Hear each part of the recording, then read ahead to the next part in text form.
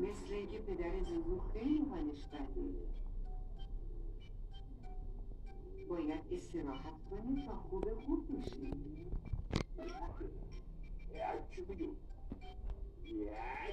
وای پدر زوزو هی عطسه می‌کنه. وای این کار درست نیست بچه ها.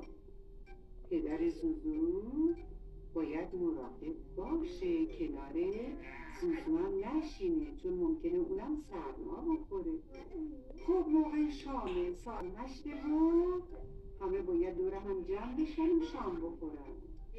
زوزو جون ماما میگه برو دستتو بشور